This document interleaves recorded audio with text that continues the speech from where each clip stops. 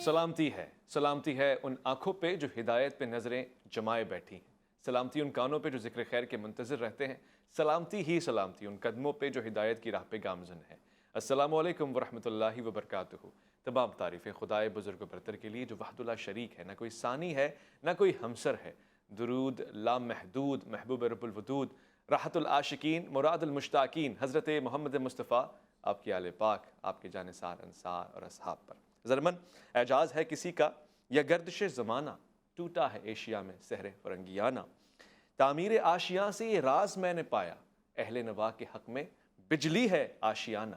ایک ایسی پیاس کا عالم ہو کہ جب لوگ تشنگی سے مر رہے ہوں اور علم کی طلب ان کو کسی کنارے نہ پہنچا رہی ہو، ہمیشہ یہ تلاطم یہ طوفان ان کو ڈبوئے دے اور لوگ اختلافات میں پڑے جائیں، اتفاقات سے نکل جائیں، عقلیں اپنا ہی دم خود توڑ جائیں، پیاس کے مارے کوئی نجات کا راستہ نہ مل رہا ہو، تو ایسے عالم میں مدارس یا وہ تعلیمی اور تحقیقی ادارے قوموں کی بقا کا باعث بنتے ہیں کہ جہاں پہ عقل کو خرد کو آزادی ہو سوال پوچھنے کی اور پھر ان کو جواب مہیا کیے جاتے ہیں۔ میں آج ایک ایسے ہی ادارے کا تعارف آپ کو کروانا چاہتا ہوں جس کا قیام دنیا بھر میں ہے، مگر پاکستان میں، لاہور میں، اسلام آباد میں، کراچی میں بھی ہے، اور جس طرف میں اشارہ کر رہا ہوں اس کو مختلف ناموں سے آپ یاد کر سکتے ہیں۔ جو خاص طور سے اس کا خاصہ ہے وہ یہ ہے کہ یہ پیاس میں ان مقامات بلکہ اس جگہ کو کہتے ہیں کہ جہاں پہ لوگ پیاس کی عالم میں وارد ہوتے ہیں۔ Almawrid Ghamidi centre of Islamic learning کا قیام اور اہداف، اس کے حوالے سے آج بات کروں گا۔ اس لنک کو ذرا دیکھیے گا، ملاحظہ فرمائیے گا تاکہ آپ کو تعارف ہو سکے کہ میں کس کی بات کر رہا ہوں۔ میں نے تو اپنی زندگی کا مشن یہی قرار دے رکھا ہے کہ دین میں تحقیق کی روایت کو زندہ رکھا جائے اور اس کے مطابق لوگوں کی تعلیم و تربیت عام کیا جائے۔ یہی نسخہ کیمیا ہے۔ اپنے بچوں کو آپ اس بات کی تعلیم دیں، اپنی آئندہ نسلوں کو اس بات کی تعلیم دیں کہ یہ دین جس کو ہم مانتے ہیں یہ محض کوئی مان لینے کی چیز نہیں ہے، یہ اپنی علمی بنیادیں رکھتا ہے، اپنا استدلال رکھتا ہے، اور استدلال کی بنیاد پر یہ اپنے آپ کو پیش کر سکتا ہے۔ میں اس کو اس طرح تعبیر کیا کرتا ہوں کہ یہ دین کا علمی مطالعہ ہے جس کو ایک روایت کے طور پر آئندہ نسلوں کے لیے اب قائم کرنے کی ضرورت ہے۔ علم کے طریقے پر دین کو سکھانے سے مراد یہ ہے کہ بلائنڈ فیتھ کو ریزن سے بدلا جائے، تقلید تحقیق میں ڈھلے اور اوپینینز پہ آرگومنٹ کی حکومت اور دلیل کی برتری قائم ہو۔ یہ ادارے جو کچھ بھی بنائے گئے ہیں وہ اسی مقصد سے بنائے گئے ہیں۔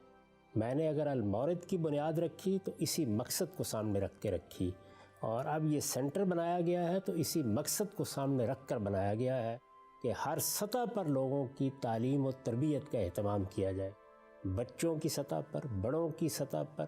ہمارے ہاں جو لوگ دین کے عالم بننا چاہتے ہیں ان کے لیے یہ ذوق پیدا کیا جائے اور اس کا اہتمام کیا جائے کہ ان کے اندر یہ ذوق پیدا ہو کہ وہ تحقیقی نقطہ نظر سے اسلام کا مطالعہ کر سکیں، اسلام کے معرف کا مطالعہ کر سکیں، جو کچھ ہماری ماضی کی روایت ہے جس کو ہم اپنی تراث کہتے ہیں اس کا مطالعہ کر سکیں۔ تو یہی چیز ہے جس کو میں سمجھتا ہوں کہ موجودہ زمانے میں اگر آپ اپنی نئی نسلوں کو دین پر قائم رکھنا چاہتے ہیں تو آپ کو اختیار کرنا پڑے گا۔ یہ دور عصر حریت ہے اور عصر استدلال ہے، ایج آف ریزننگ اور ایج آف فریڈم۔ اس دور میں ہم اپنے بچوں کو، اپنی نسلوں کو مذہبی تصورات کے بارے میں پیدا ہونے والے سوالات پر خاموش نہیں کروا سکتے۔ ہمیں استدلال کی قوت سے اور ریزننگ کے ذریعے ان کو جواب دینا پڑے گا، انہیں قائل کرنا پڑے گا۔ مشرق و مغرب میں اب یہ فرق ختم ہو چکا ہے کہ ہم اپنے بچوں کو نئے افکار سے دور کریں یا ان کو روکیں کہ وہ مختلف خیالات سے متاثر نہ ہوں۔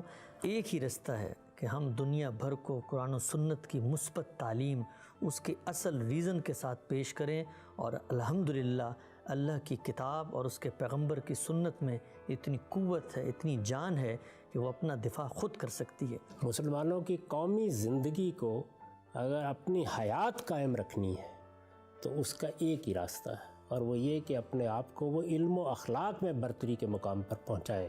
اور علم و اخلاق میں برتری اسی وقت حاصل ہوتی ہے جب آپ اپنے وجود، اپنی شخصیت، اپنی تہذیب، اپنی روایت اور اپنے مذہب کو علمی طریقے سے سمجھیں اور اپنے وجود کا بھی علمی مطالعہ کریں، اور یہ بات جان لیں کہ آپ کا سب سے بڑا شرف آپ کا اخلاقی وجود ہے۔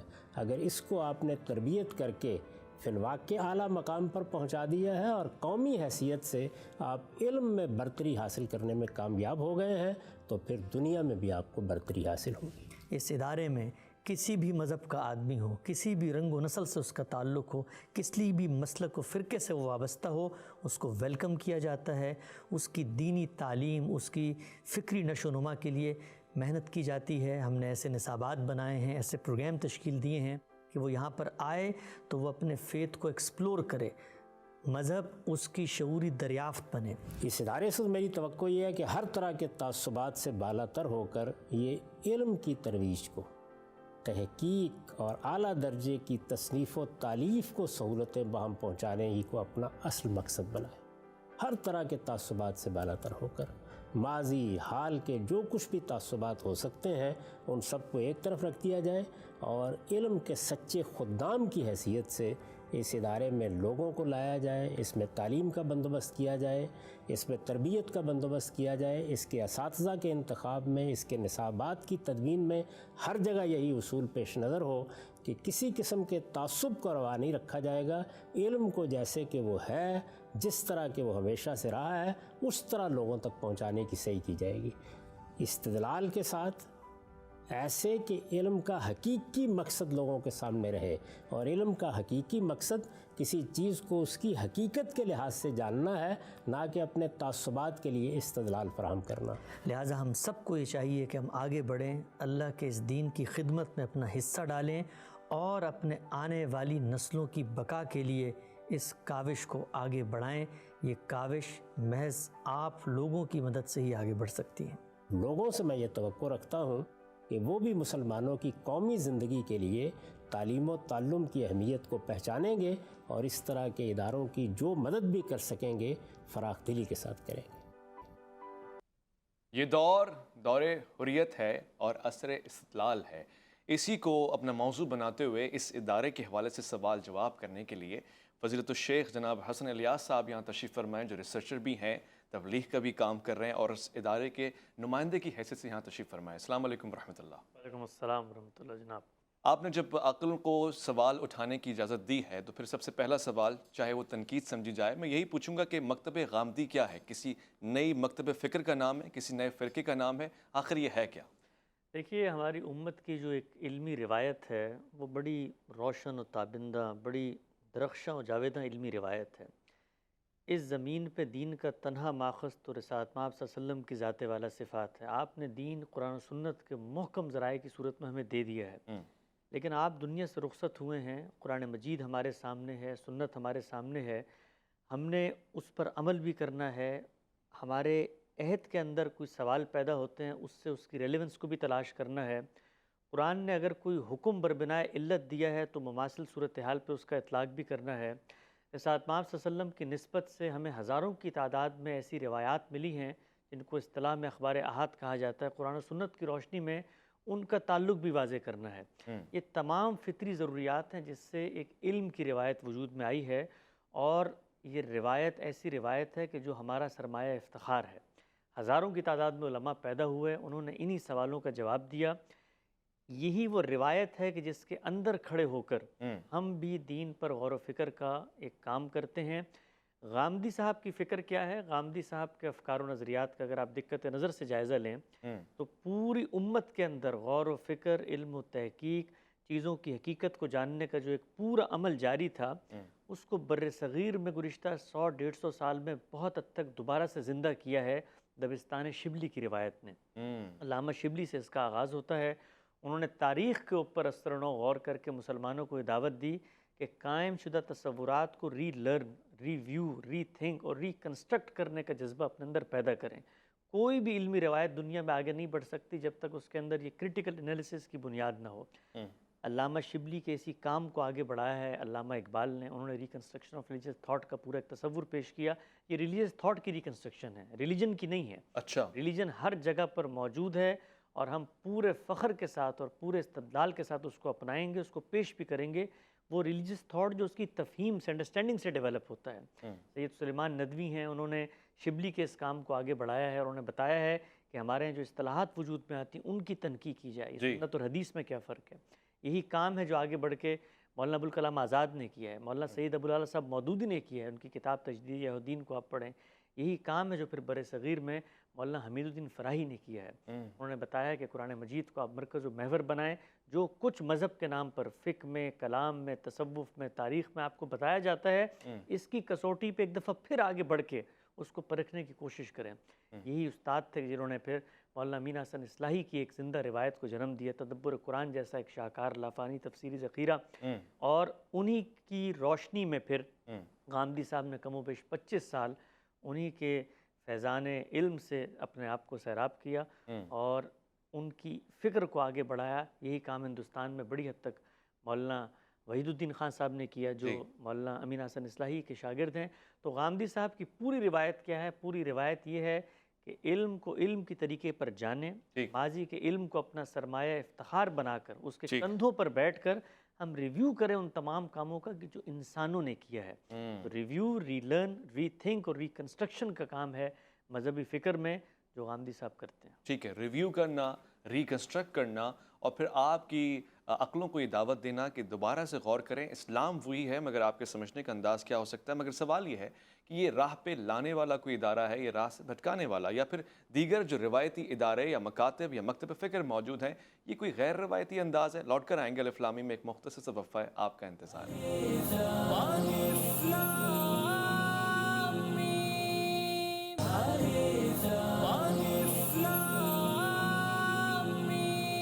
جناب حسن الیاس صاحب، وہ کون سی منفرد یہ خصوصیات ہیں جن کی بنا پہ ہم کہہ سکتے ہیں کہ یہ مکتب غامدی جو ہے یہ دیگر روایتی مکاتب سے مختلف ہے، اس میں کچھ خاص بات بھی ہے؟ دیکھیے، سب سے بڑی منفرد چیز اس کی تو یہ ہے کہ ہم اپنے آپ کو کوئی الگ مکتب سمجھتے ہی نہیں۔ ہم پوری امت کے اندر جو شناخت اللہ تعالیٰ نے ہماری قائم کی ہے، جو سیدنا ابراہیم کو کہا تھا، وہی ہم ہیں، ہم مسلمان ہیں۔ تمام مکاتب فکر ہمارے مکاتب فکر ہیں، اس پہلو سے کہ وہ سب دین کی خدمت کر رہے ہیں۔ یہ بات درست ہے کہ ہم نے دین پر غور و فکر کے جو اصول متعین کیے ہیں، ان میں دیگر مکتبہ نظر سے ہمارا اختلاف واضح طور پر سامنے آتا ہے۔ بنیادی اختلاف اگر آپ کہیے جو لوگوں کی سادہ تفہیم کے لیے، وہ یہ کہ ہم یہ کہتے ہیں کہ قرآن مجید کو دین میں وہ حیثیت ملنی چاہیے جو خود قرآن مجید تقاضا کرتا ہے۔ دین کا تنہا ماخذ روئے زمین پہ وہ محمد صلی اللہ علیہ وسلم کی ذات والا صفات ہے۔ آپ جس چیز کو دین قرار دیں گے وہ دین قرار پائے گی۔ آپ کی تصویب سے، آپ کی تجدید سے، آپ کے ترمیم و اضافے سے جو کچھ دین ہے وہ ہمارا اللہ سے کوئی رابطہ نہیں ہے، کسی شخص کا کوئی رابطہ نہیں ہے۔ پیغمبر قطعی حجت ہے، حتمی حجت ہے۔ پیغمبر نے قرآن و سنت کے محکم ذرائع کی صورت میں ہمیں یہ دین دیا ہے، ہم اسی کو سامنے رکھ کے دین کو حاصل کریں گے۔ پوری امت کے اجماع نے، اس کے تواتر عملی نے قرآن ہم تک پہنچایا ہے، تواتر قولی نے، اور اسی طریقے سے پوری امت کے اجماع اور تواتر عملی نے سنت ہم تک پہنچائی ہے۔ تو قرآن و سنت دین ہے، اس کو ہم نے پرکھنا ہے، اس کو ہم نے جاننا ہے، اور جو کچھ دین کے نام پر کہا جائے گا اس کی سند محمد رسول اللہ سے ہمیں لانی پڑے گی۔ ہم کوئی بھی دینی، جس کو آپ کہتے ہیں حکم، اپنی رائے سے، اپنی خواہش سے، اپنی محض تہذیبی برتری کی بنیاد پہ ثابت نہیں کر سکتے۔ تو ہمارا اگر آپ ایک لفظ میں کہیں کہ امتیاز کیا ہے، وہ امتیاز یہ ہے کہ ہم یہ کہتے ہیں کہ روئے زمین پہ دین کا تنہا ماخذ وہ پیغمبر کی ذات ہے، اور پیغمبر کی ذات نے قرآن و سنت دیا ہے۔ قرآن و سنت کو ہم ویسے ہی سمجھیں گے جیسے ان کو سمجھنے کا تقاضا ہے۔ مگر اگر آپ سنت کا امتیاز ہی بدل دیں گے یا پھر اس کا محور اور مصدر ہی بدل دیں گے، عام طور سے مکتب غامدیت کے لیے مشہور ہے کہ سنت کی تعریف اور تعین کا جو طریقہ ہے وہ مختلف الگ ہے، تعبیری الگ ہے، اجتماعی امت سے تو بالکل منفرد ہے۔ اس سے آپ کو یہ نہیں لگتا کہ یہ حجیت سے انکار ہے جو اجتماعیت میں موجود ہے؟ دیکھیے، ہمارے عہد میں جو ایک بہت بڑا مسئلہ ہوا وہ یہ کہ ہم خود اپنی جو ماضی کی علمی روایت ہے اس سے اس قدر کٹ چکے ہیں کہ ہمیں یہ معلوم ہی نہیں ہوتا کہ خود امت کے علماء نے سنت کو کیسے سمجھا، کیسے بیان کیا، کیسے ایکسپلین کیا۔ میں چند مثالیں آپ کے سامنے پیش کرتا ہوں۔ ابتدائی ترین عالم ہیں امام شافعی، جو دین کی اس مذہبی روایت کی بنیادیں رکھ کے لوگوں کے سامنے واضح کر رہے ہیں۔ ان کی کتاب الرسالہ کو آپ کھولیے، وہ یہ بتاتے ہیں کہ یہ سنت جیل انل جیل، نسل در نسل علم العامہ ہے جو پیغمبر نے پوری کی پوری امت میں جاری فرمایا۔ یعنی دین کی وہ عملی روایت جو پیغمبر سے پیچھے بھی چلی آ رہی ہے۔ خود قرآن مجید پیغمبر کو یہ کہتا ہے کہ تم نے اسی روایت کو فالو کرنا ہے۔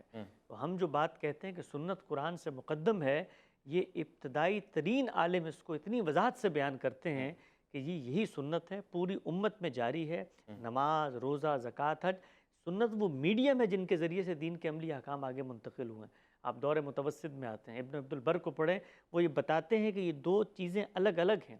ایک حدیث ہے جس کے ذریعے میں رسول اللہ صلی اللہ علیہ وسلم کا عمل ملتا ہے، آپ صلی اللہ علیہ وسلم کے اقوال ملتے ہیں، لیکن یہ بالکل الگ چیز ہے۔ اور پوری امت اس بات کو، پوری امت کا علم اس بات کی گواہی دیتا ہے کہ نسل در نسل تواتر سے جو اعمال رسالت مآب صلی اللہ علیہ وسلم نے دینی اعمال کی حیثیت سے منتقل کیے ہیں وہ سنت ہیں۔ تو ہم جس چیز میں منفرد ہو جاتے ہیں وہ یہ ہے کہ جس چیز کو آپ کہتے ہیں کہ حدیث میں بھی سنت پائی جاتی ہے، ہم بھی اس کا اقرار کرتے ہیں، ہم کہتے ہیں وہاں بھی سنت کا بیان ہے، لیکن سنت اصلاً کہاں پائی جاتی ہے؟ وہ مسلمانوں کے عمل میں ہے۔ آپ دور قریب کے اندر اگر دیکھیں، سید سلیمان ندوی ایک بڑا نابغہ روزگار نام ہے۔ علامہ اقبال نے ان کے بارے میں کہا تھا کہ خانوادہ علم کے آخری چشم و چراغ، انہوں نے اس کو واضح کیا کہ حدیث اور سنت کے اندر فرق کیا ہے۔ تو ہمارے ہاں ایک بہت بڑا تہذیبی برہان ہے علم کے حوالے سے کہ ہم چیزوں کو ان کی اپنی تاریخ میں بھی نہیں دیکھتے۔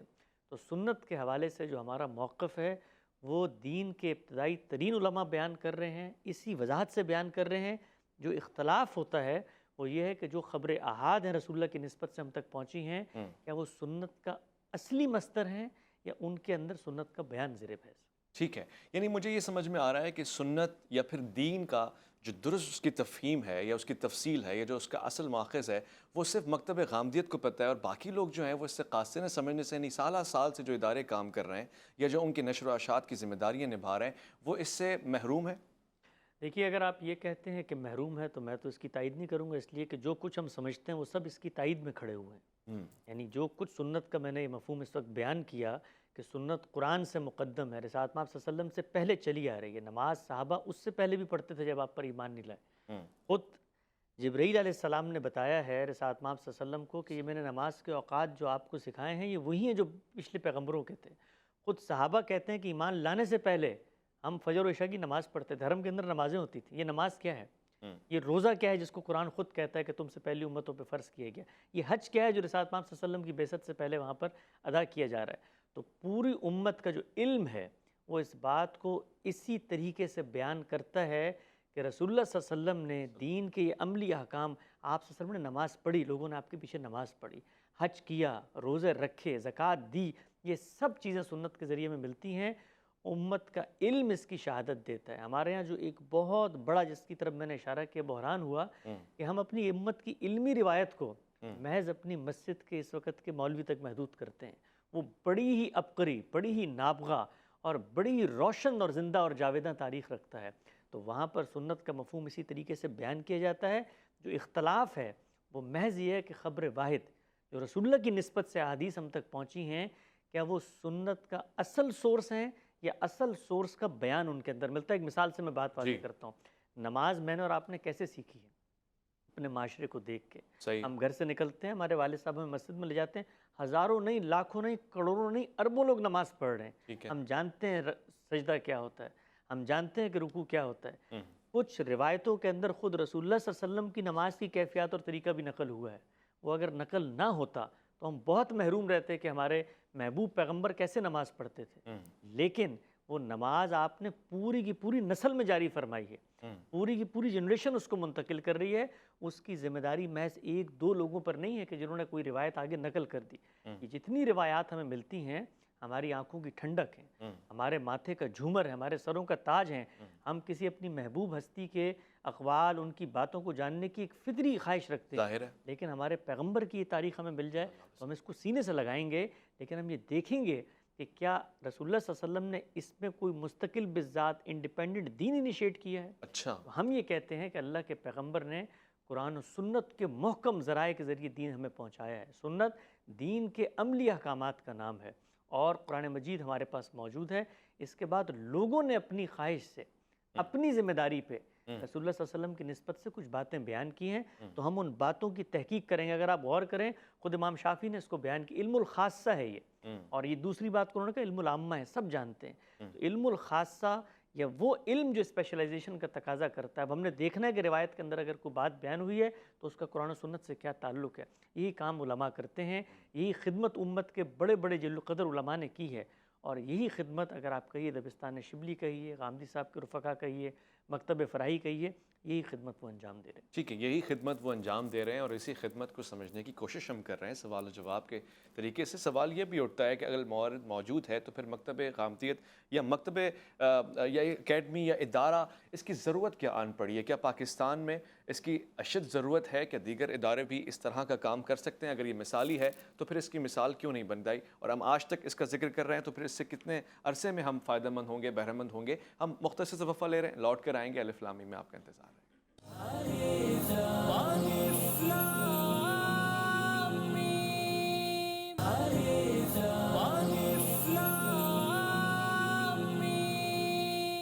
Ghamidi centre of Islamic learning Almawrid جیسے ادارے کے ہوتے ہوئے حسن الیاس صاحب کیا ضرورت آن پڑی کہ ہم نے اس کی بنا رکھی، اس کی بنیاد رکھی، اور پھر اس میں اور اس میں کیا فرق ہے؟ دیکھیے، المورد اصل ادارہ ہے۔ 1983 میں جاوید احمد غامدی صاحب نے اس کی بنیاد رکھی لاہور میں، اور بنیاد رکھتے ہوئے جو اغراض و مقاصد اس کے بیان کیے وہ یہ ہے کہ ہماری امت کے اندر تفقہ فی الدین، دین کے اوپر غور و فکر، تعصبات سے بالاتر ہو کے اپنے خارجی نقطہ نظر کو دور رکھ کے اصل دین کو ہم دریافت کریں۔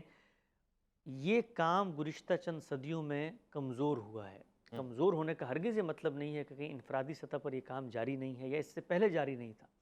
آپ اگر یہ دیکھیے کہ یہ کام اس قدر شدت کے ساتھ جاری تھا کہ خود اس وقت ہمارے ہاں جو فقہ حنفیہ میں نظر آتی ہے، جی، وہ اس کے ابتدائی جو اکابرین تھے ان کی آراء سے 80-85% مختلف ہے۔ خود اس پر محقق علماء نے تحقیق کر کے بتایا ہے کہ جتنے مکاتب فکر آپ کو فقہ شافی نظر آتی ہے، جی، اس میں ایک پورا کا پورا عمل ہے۔ علماء پیدا ہوئے، خود انہوں نے اپنے اساتذہ کی بنائے استدلال کا تجزیاتی مطالعہ کیا اور پھر اس سے اختلاف کیا۔ اصحاب ترجیح پیدا ہوئے، مفتابی اقوال کی ایک الگ روایت جنم پائی، تو ان سب میں یہ روایت جاری تھی۔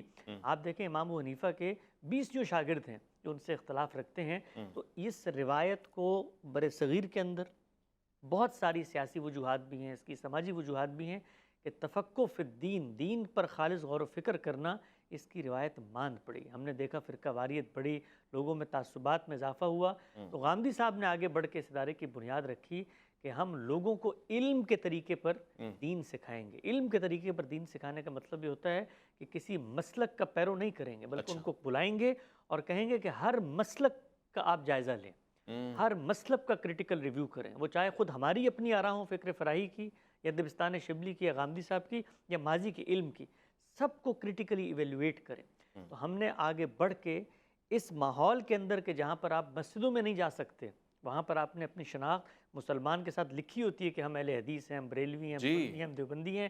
ہم نے لوگوں کو دعوت دی کہ ہمارا کوئی الگ فرقہ نہیں ہے، ہم خود ہر ایک کی مسجد میں جاتے ہیں، جو چاہے ہمارے ادارے میں آ کر پڑھے، اس کا کوئی بھی مسلک کی بیک گراؤنڈ ہو اس سے قطع نظر۔ تو اس کی انہوں نے بنیاد رکھی اور کوشش کی کہ لوگوں کو، علماء کو تعصبات سے بالاتر ہو کے امت کی رہنمائی کے منصب پر فائز کیا جائے۔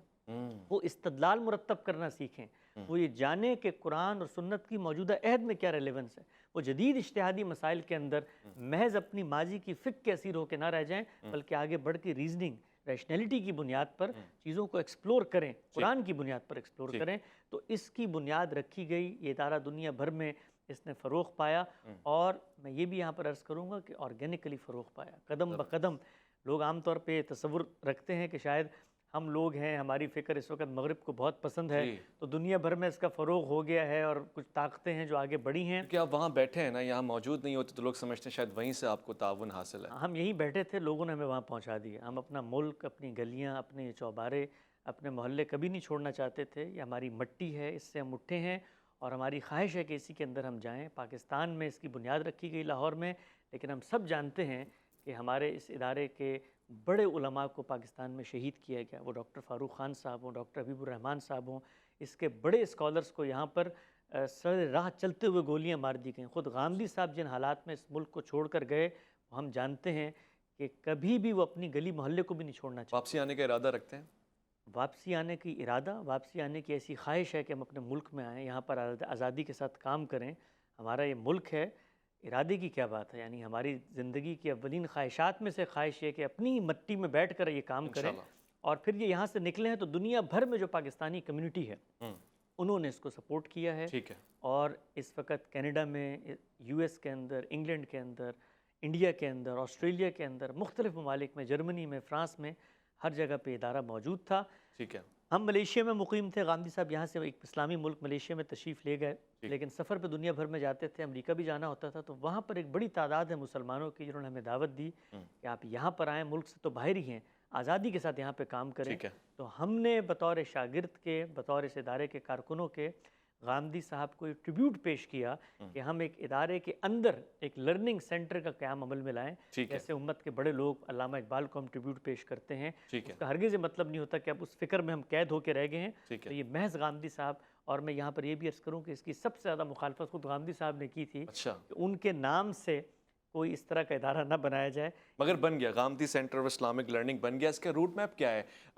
اس وقت قوم کو، ملت اسلامیہ کو جو فکری چیلنجز کا سامنا کرنا پڑ رہا ہے، اس کا حل کیا نکالا ہے، سلوشن کیا نکالا ہے؟ آپ کو لگتا ہے کہ اس کے ذریعے اس میں کوئی معاونت حاصل ہو سکتی ہے؟ ایک نکاتی ایجنڈا ہے ہمارا، تعلیم، تعلیم اور تعلیم۔ ہم ہر سطح پہ تعلیم دینا چاہتے ہیں، بچوں کی سطح پہ، نوجوانوں کی سطح پہ، وہ لوگ جو اس وقت ماں باپ بن کے خاندان کے ادارے کو چلا رہے ہیں، دین کا شعوری مطالعہ، مذہب ان کی شعوری دریافت بنے، صرف کسی تقلیدی روایت، کسی تہذیبی غلبے کے طور پہ مذہب کو نہ لیں۔ دیکھیے اس وقت مشرق و مغرب میں یہ فرق ختم ہو چکا ہے، جیسے کہ آپ نے ذکر بھی کیا، عصر حریت ہے، علم کا سمندر امٹ پڑا ہے، طوفان آ گیا ہے۔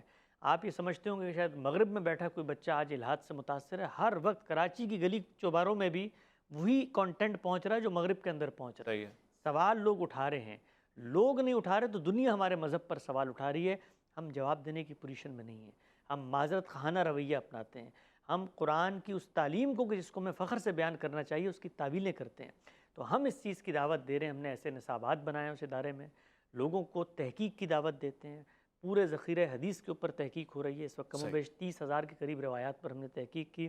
غامدی صاحب نے اپنی تفسیر البیان مکمل کی ہے، جو نظم کی رعایت سے پہلی تفسیر ہے کہ اس کو قرآن کے ترجمے سے ہی آپ کو پڑھتے ہوئے اس کا کانٹیکسٹ معلوم ہو جاتا ہے۔ صحیح، ریسرچ کا کام ہے وہاں پر، ایجوکیشن کا زبردست، کام ہے، اور اسی طریقے سے نشر و اشاعت کا کام ہے، وہ کام دنیا تک خوب، جدید ٹولز کے اندر پہنچایا جائے، اینیمیشن کی صورت میں، ڈاکومنٹری کی صورت میں، اس لیے کہ ہم مذہب کو پیش تو کرتے ہیں لیکن جو پیش کرنے کا آہنگ ہے، جو محاورہ ہے، جو ڈائلیکٹ ہے، جو ڈکشن ہے، وہ بہت پرانا ہے، اور ہمارے جو ینگسٹرز ہیں وہ اس سے کنیکٹ نہیں کر پاتے۔ ایسا ہی ہے، مگر آپ کے اس نیک کام میں، اس کی ترویج و تنوع میں پوری ملت آپ کے ساتھ ہے۔ جہاں مذمت یا پھر اختلاف کی ضرورت پڑی، اس کی اجازت آپ نے ہمیں دے رکھی ہے، ہم کوشش کریں گے۔ جاتے جاتے پروگرام کا ختام ہے، بہت سے لوگ سوال کو سوال کی طرح لیتے ہیں، بہت سے لوگ سوال میں سے سوال نکال لیتے ہیں، جو کہ آپ نے فرما دیا کہ ہم کسی نئے فرقے کی بنیاد نہیں رکھ رہے یا کوئی مکتب ایسا، تو گویا کہ غامدی صاحب یا آپ فقہ حنفی یا امام ابو حنیفہ کے پیروکار ہی ہیں۔ ہم لوگ ہر اس فقہ کے پیروکار ہیں جس فقہ کی بنیاد قرآن و سنت میں ملتی ہے۔ ٹھیک، خوب، میں شکر گزار ہوں جناب حسن الیاس صاحب کا۔ خواتین و حضرات، آپ کا خصوصی طور سے شکریہ ادا کرنا چاہتا ہوں کہ اتنی حساس مگر سنجیدہ باتوں کو آپ نے انتہائی سنجیدگی سے سنا، اور جہاں جہاں آپ کو لگتا ہے کہ اس جگہ آپ کی ضرورت ہے، آپ یہاں آئیں گے، اور اس جگہ کو جہاں جہاں آپ کی ضرورت ہے آپ اس میں اپنا کردار ادا کریں گے۔ اپنا بہت خیال رکھیں گے، آپ اپنے سے بڑھ کے خیال رکھیں گے ملک پاکستان کا، اللہ کے فرمان کا، اللہ کی امان میں۔